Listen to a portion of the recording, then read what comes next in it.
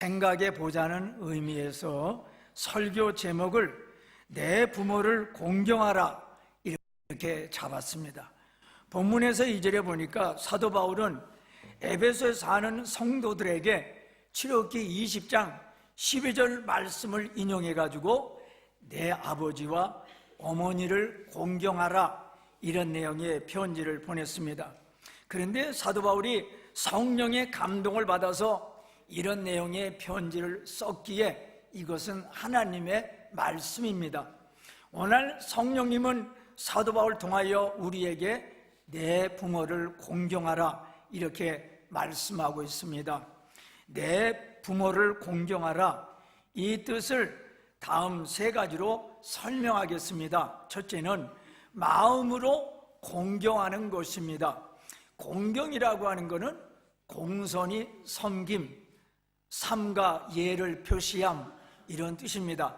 마음으로 부모님을 존경하고 귀하게 여기고 사랑하고 부모의 권위를 인정해주고 부모의 치부가 드러나도 그거를 덮어주고 부모님을 소중히 여기는 것입니다. 나라는 존재는 부모님 통하여 태어났습니다. 내가 태어날 때 어머니는 엄청난 고통을 당했습니다. 내가 태어나서 아기일 때 내 똥을 1000번을 받아냈고 1000번의 기저귀를 갈아주었고 목욕도 수백 번을 해주었고 어떤 아기는 밤마다 큰 소리로 울어서 하루 종일 일한 부모님이 수많은 밤을 제대로 자지 못하고 일터로 나갔습니다. 나를 1000번 이상 옷을 갈아입혔습니다.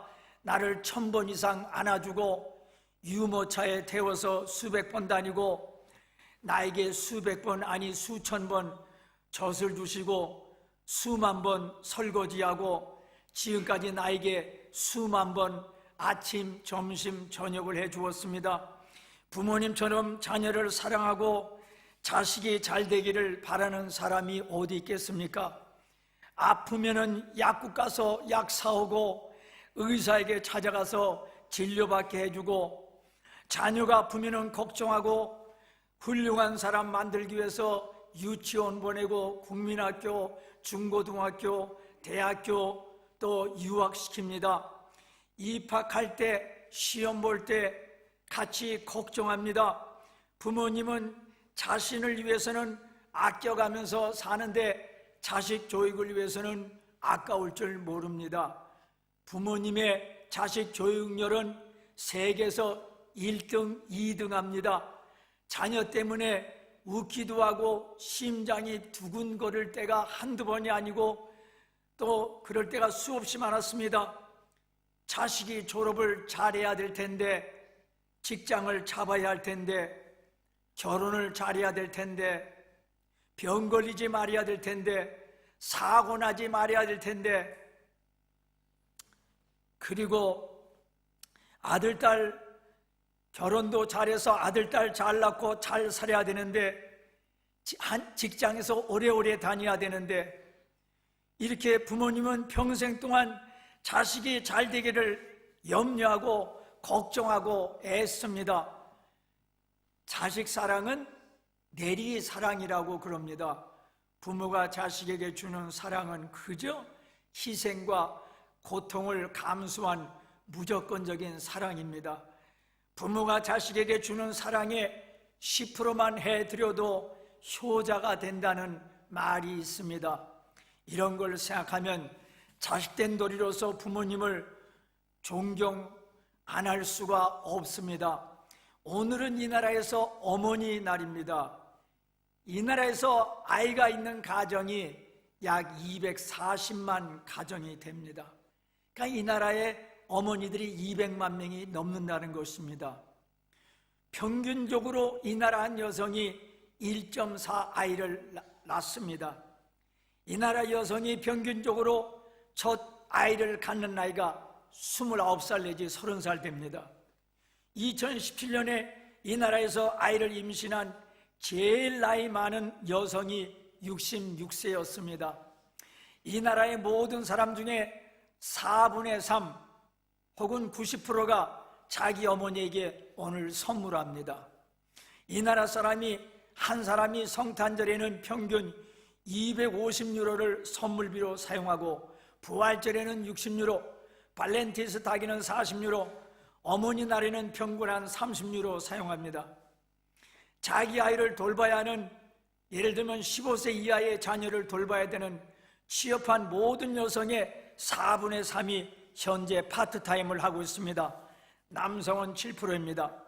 이 나라 엄마는 한 주일에 87시간을 일하는데 평균적으로 자녀를 양육하고 교육시키는데 30시간, 집안일 하는데 16시간, 요리하는데 13시간, 유치원 데려다주고 데려오고 8시간, 운전하는데 5시간, 시장 보는데 3시간, 아이들 숙제 도와주는데 2시간, 애들 응급처치 해주는데 2시간, 애들 옷을 입혀주고 외모를 가꿔주는데 2시간, 또 애들 생일잔치 같은 거 해주는 거 2시간, 또 부활동, 부기하는데 2시간. 엄마가 일주일에 이렇게 일을 많이 하니까 한 엄마가 이론적으로 계산하면 1년에 64,500유로 월급을 받아야 됩니다. 미국의 인권운동가인 아내 자르비스가 이 어머니 날을 제안했고, 미국 대통령인 우드로 윌슨이 1914년에 공식적으로 어머니 날을 만들었습니다. 이 나라에서는 5월 둘째 주일날을 1924년부터 어머니 날로 만들었습니다. 아버님을 존경하라고 하는 거죠. 신명기서 27장 16절, 그의 부모를 경홀히 여기는 자는 저주를 받을 것이라 할 것이요 모든 백성은 아멘 할지니라. 경홀이라고 하는 말은 언동이 가볍고 소홀한 것을 말합니다. 부모를 우습게 보고 무시하고 부모에게 함부로 말하고 행동하지 말라는 것이죠. 모독하거나 경멸하면은 저주를 받는다, 이렇게 말씀했습니다. 성경에 불효 자식들이 몇 명이 나오는데 그 중에 하나가 압살롬입니다. 그는 군사혁명을 일으켜서 아버지인 그 당시 이스라엘 왕인 다윗을 죽이고 자기가 후계자가 되려고 하다가 다윗 부하에게 죽임을 당했습니다. 반면에 성경에 효자들도 여러 명 나오는데 그 중에 하나가 에레미야 35장에서 나오는 레갑 자손입니다. 하나님은 레갑 자손들이 참으로 훌륭한 사람이라는 걸 보여주기 위해서 선지자 에레미야 보고 그 자손들을 시험해 보라고 했습니다. 에레미야야, 너는 레갑 사람들의 후손들에게 술을 권해봐라. 그래서 에레미야가 레갑 후손들에게 포도주가 가득한 종지와 술잔을 갖다 주고 이 술을 마셔라 권했습니다. 그러자 그 레갑 후손들이 말하기를, 레갑의 아들 우리 손조 요나답이 우리 선조들에게 명령하기를 너희는 영원히 포도주를 마시지 말라고 해서 우리는 안 먹습니다 하고 딱 거절했습니다. 그러자 하나님께서 에레미야에게 말하기를, 보아라, 레갑의 아들 요나답이 그의 자손에게 포도주를 마시지 말라 한 명령을 후손들은 엄중히 지켰는데 너희 이스라엘 사람들은 어찌하여 나 하나님의 말씀을 듣지 않느냐, 이렇게 책망했습니다. 세상에 부모님 같은 분이 계십니까? 없어요. 그러므로 이런 부모님의 은혜를 생각할 때 감사하고 마음으로 존경하게 됩니다. 두 번째, 자녀는 시간과 재능과 물질로 부모님을 공경해야만 됩니다. 공경하라, 이 뜻은 마음으로만 부모님을 존경하고 사랑하라는 뜻이 아닙니다. 자녀가 시간과 물질과 정성과 재능을 동원해서 부모님을 도와주라고 하는 것입니다. 예수님은 마가복음 7장에서 마가복음 7장 12절에서 이런 말씀을 했습니다. 마가복음 7장 11절, 마가복음 읽어주세요. 독일말로. 마가복음 7장 11절, 12절, 13절. 너희는 이르되 사람이 아버지에게나 어머니에게 말하기를 내가 드려 유익하게 알 것이 고르반 곧 하나님께 드림이 되었다고 하기만 하면 그만이라고 자기의 아버지나 어머니에게 다시 아무것도 하여 드리기를 허락하지 아니하여 너희가 전한 전통으로 하나님의 말씀을 폐하며 또 이 같은 일을 많이 행하였느니라 하시고. 무슨 뜻입니까? 고르반이라고 하는 이 말은 구약 성경 레위기서 2장 1절에 나오는 하나님께 바치는 제물이라는 그 뜻으로 사용된 히브리어 고르반입니다. 예수님은 그 당시 이스라엘 종교 지도자들이 일반 백성에게 잘못 가르치고 있는 것을 지적했습니다. 고르반은 구약 성경 레위기서 2장 1절에 나오는 제사 때 하나님께 드리는 제물 혹은 예물을 말하는데 이것이 히브리어로 고르반입니다. 구약 성경에서 하나님께 드리는 제물이나 예물을 가리키는 데만 사용되었습니다. 예수님 당대 이 단어는 하나의 맹세어로서 어느 물건에 대하여 고르반, 곧 하나님께 드리는 제물이라고 맹세만 하면 그 물건을 아무도 손을 대지를 못했습니다. 따라서 부모나 다른 사람에게 어떤 물건을 주기 싫으면 단지 고르반이라고 맹세를 하면 되었습니다. 아마도 초기에는 하나님께 자기 물건을 헌신하여 드린다는 신앙적 의미로 시작했을 것입니다. 그러나 시간이 지나면서 그 진정성은 사라지고 12절에서 말하고 있는 대로 어떤 물건이든지 고르반이라고 말만 하면 설령 그것이 부모 복양을 위한 것일지라도 드리지 않아도 되는 수단으로 전락하고 말았습니다.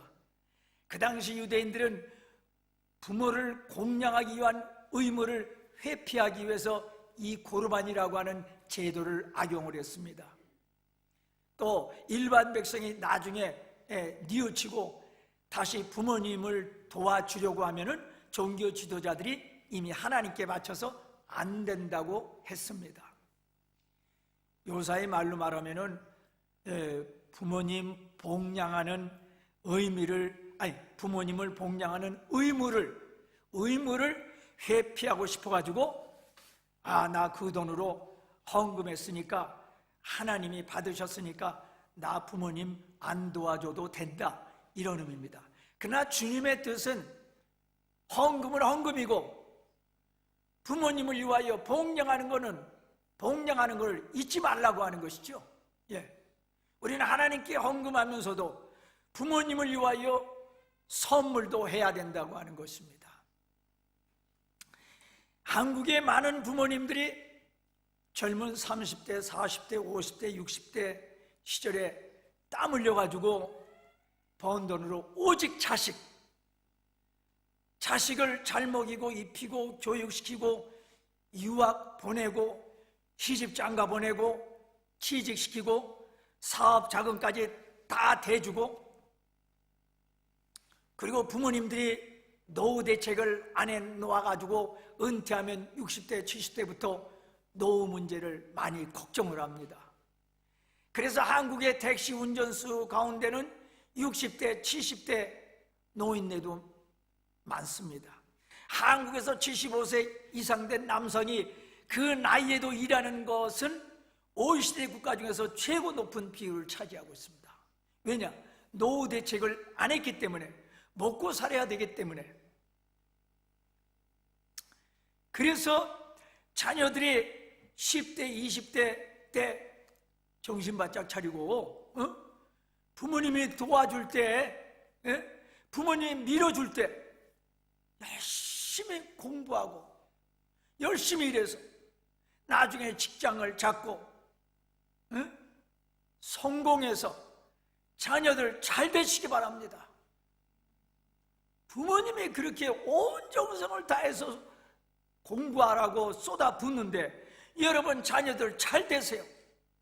나중에 성공해서 나를 위해서 일생을 수고하고 헌신한 부모님을 도와주시기 바랍니다.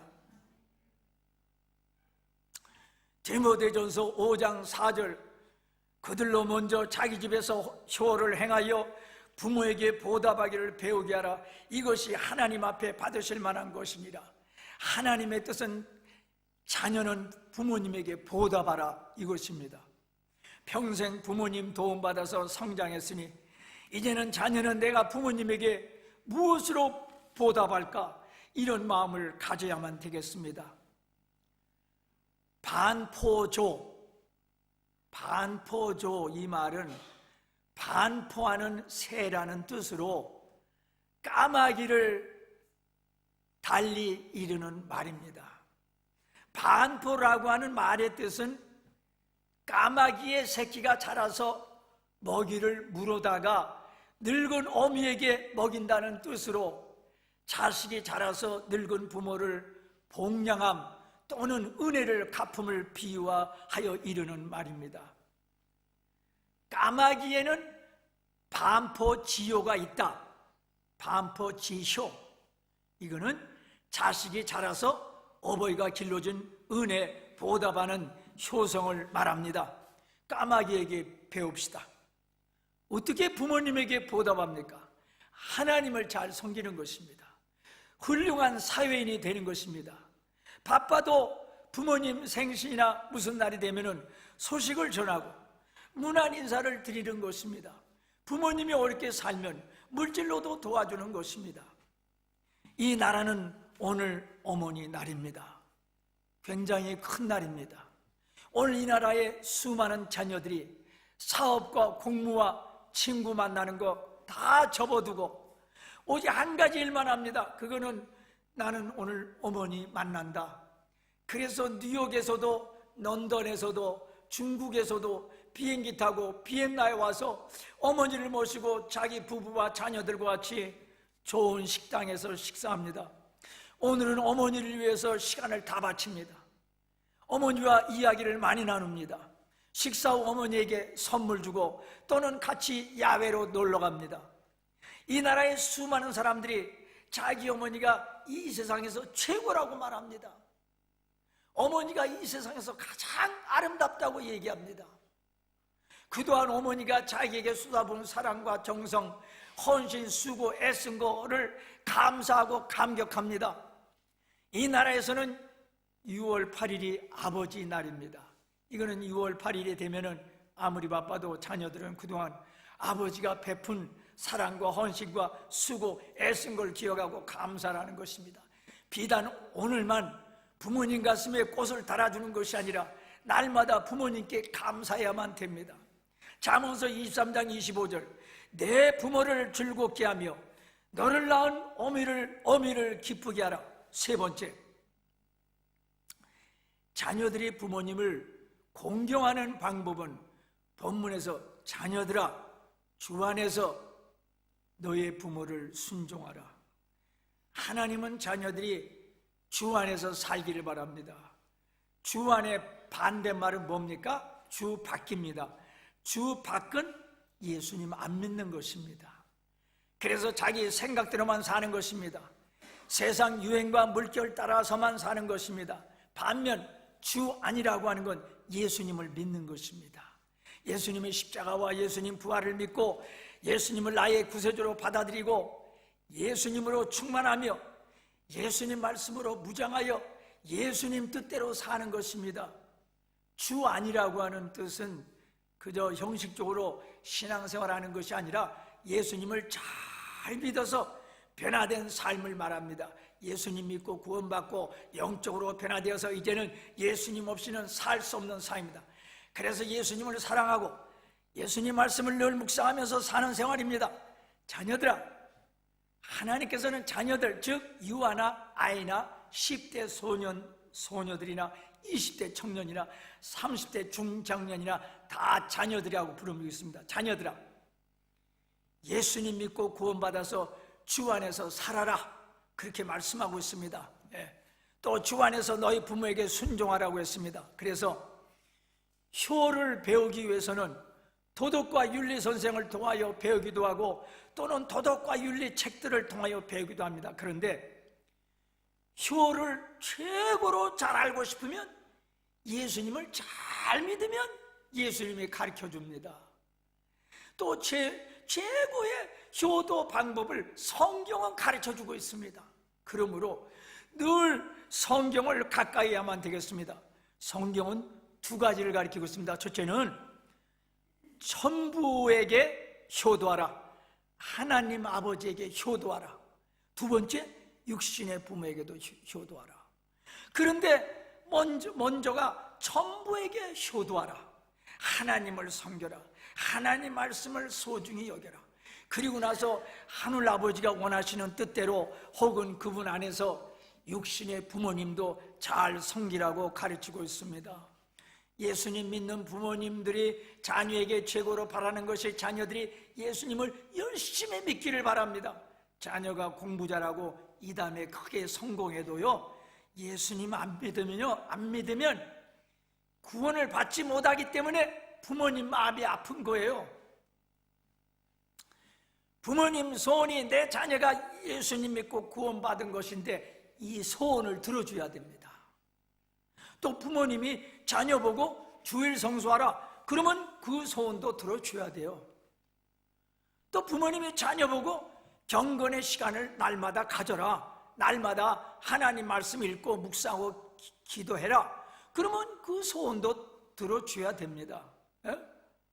젊은 시절에 몸과 삶을 죄 짓는 데 사용하지 말고 하나님 뜻대로 올바로 살아라 그러면 그것도 들어줘야 돼요. 예, 알았습니다. 그렇게 하겠습니다.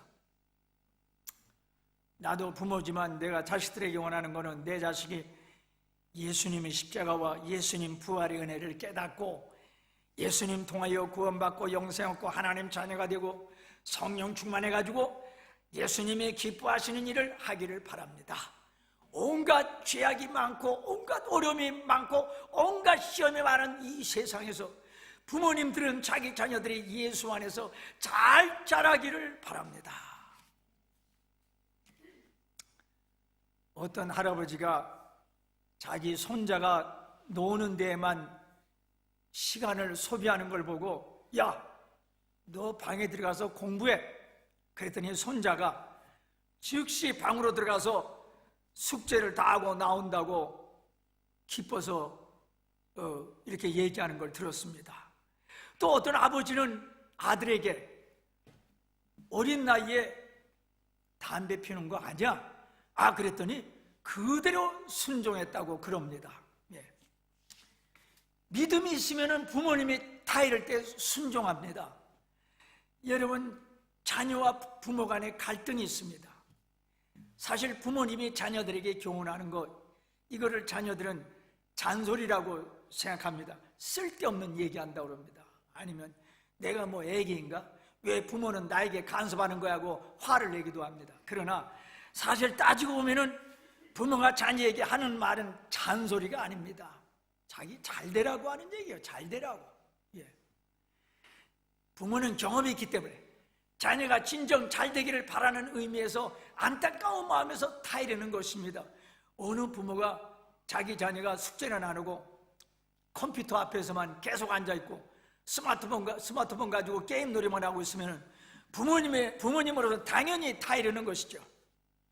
그런데 부모님이 기도 많이 하고 성령 충만하고 하나님 말씀으로 가르쳐주고 자녀들이 예수님 잘 믿고 성령 충만하면 부모님과 자식 간의 갈등이 많이 이렇게 해결이 됩니다. 중요한 것은 부모님이나 자녀들이나 주 안에서 사는 삶이죠. 예. 주님이 주시는 방법으로 주님의 마음으로 살아가면 이 문제는 해결될 수가 있습니다. 결론적으로 말씀드리겠습니다. 내 아버지 어머니를 공경하라. 구약과 신약 전 성경에 가르치고 있습니다. 예수님 말씀입니다. 어떻게 부모님을 공경합니까? 첫째, 마음으로 부모님을 존경하고 소중히 여기고 감사하는 것입니다.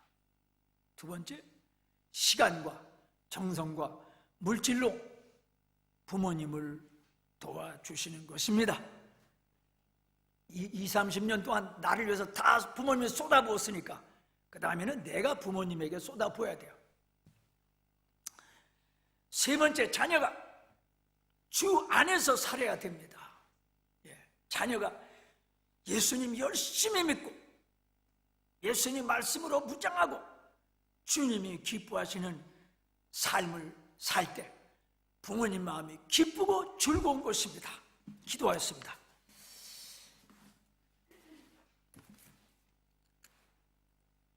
자녀들아, 내 부모를 주 안에서 순종하라, 내 부모를 공경하라 말씀하셨습니다.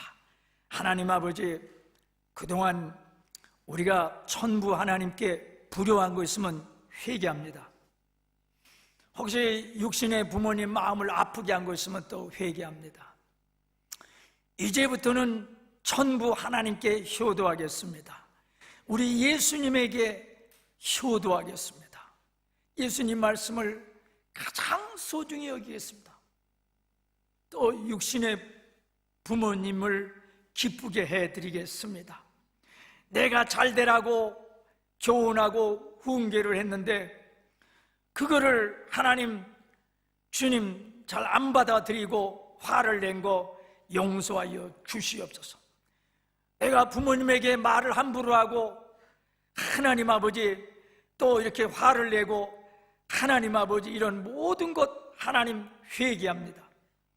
하나님 아버지 나를 낳아주시고 영적으로 나를 낳아주시고 육신으로 나를 낳아주시고 나를 영적으로 길러주시고 나를 육신적으로도 길러주신 우리 예수님, 우리 부모님께 이제는 효도하는 자녀들이 되게 도와주시옵소서. 그래서 예수님을 잘 믿게 도와주옵소서.